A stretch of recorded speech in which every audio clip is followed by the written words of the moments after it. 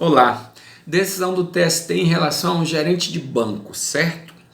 Vamos lá, algumas observações. Em regra, o gerente geral de uma agência bancária não está sujeito a controle de horário. Por quê?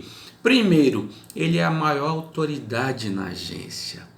É fato público e notório que o gerente geral de uma agência é a maior autoridade e os demais bancários daquela agência são subordinados a ele. Fato público e notório. E segundo, em regra, eles recebem 40% a mais do que o salário efetivo. Então, esses são os requisitos para que o gerente, quer seja de banco, ou não importa qual seja a atividade, qual o ramo do empregador, para que seja gerente esteja fora do controle de horário, ou seja, não esteja sujeito a controle de horário, tem que haver o preenchimento desses dois requisitos. Uma gratificação, o empregado tem que receber uma gratificação no mínimo de 40% em cima do salário efetivo. Para isso, basta você calcular da seguinte forma: pegue o maior salário. Numa agência bancária, por exemplo, em regra é do subgerente. Você acrescenta 40%, está aí a remuneração do gerente. Pronto, no mínimo, tá os 40%. Requisito objetivo preenchido. E o resto é o poder de mando e gestão, que eu já falei que para gerente de banco é fato público e notório. Para outros empregadores de outro ramo, né, que não seja de atividade bancária, que não sejam instituições financeiras, você vai verificar em cada caso concreto esse poder de mando, de gestão, se pode demitir, se pode admitir, se tem procuração, se representa a empresa perante terceiros, perante órgãos públicos. Então, cada caso é um caso. O que é importante aqui, a gente está falando do critério objetivo, que é a gratificação de 40%, porque essa decisão do TST reconheceu que esse gerente, esse bancário, recebia apenas 25%. Então não houve o preenchimento desse requisito objetivo. Aí o que é que o TST fez? Ele julgou logo o pedido dele de horas extras? Não. Determinou o retorno ao TRT de Minas, para o TRT de Minas apreciar esse pedido de horas extras. Ou seja, o TRT que vai dizer se vai julgar procedente ou improcedente esse pedido de horas extras, tá certo? Agora, só uma observação para vocês.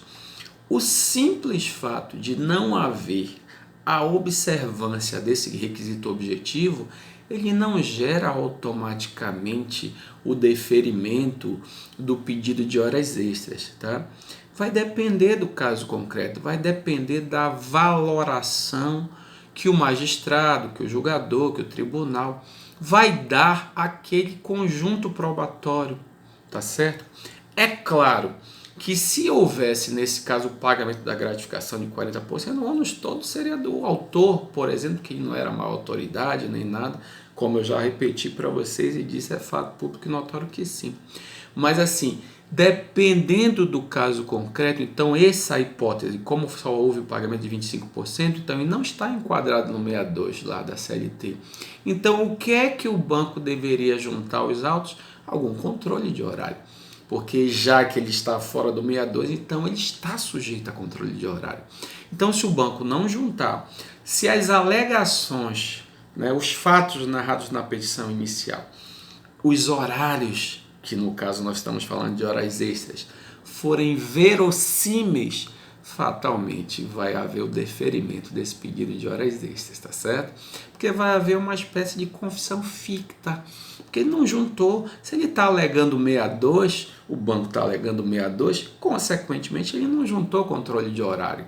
Então, se não juntou controle de horário, os fatos narrados na petição inicial, ou melhor, o fato que embasa o pedido de horas extras, vai ser presumido como verdadeiro, tá certo? E o TRT de Minas, com certeza, fatalmente, claro, posso estar enganado, porque cada caso é um caso, tem um juízo valorativo, tem questão de entendimento, mas fatalmente vai deferir esse pedido de horas extras a esse gerente, tá certo?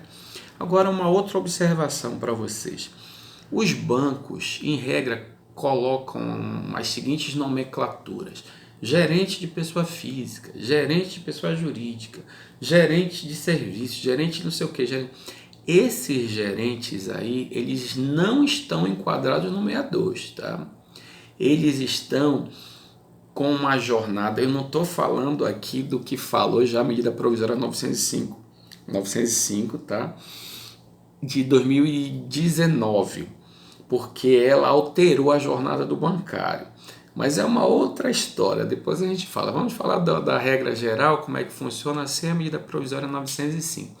Então tem até a súmula 102. Se você quiser verificar essa escada dos bancários, vá na súmula 102, que diz mais ou menos assim: esse gerente de pessoa física, gerente de pessoa jurídica e tudo, eles têm uma jornada de 8 horas, mas eles recebem também uma gratificação de 1/3, ou melhor, tem que receber, porque se ele não receber essa gratificação, consequentemente não há o preenchimento do requisito objetivo, que é para ele trabalhar 8 horas, então ele se enquadra na de 6 horas.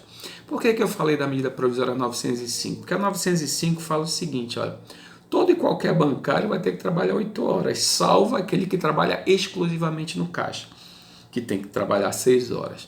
Então, mas a medida provisória, né, pode ser que ela seja convertida em lei ou não e tudo, por isso que eu não vou me adiantar em relação a isso.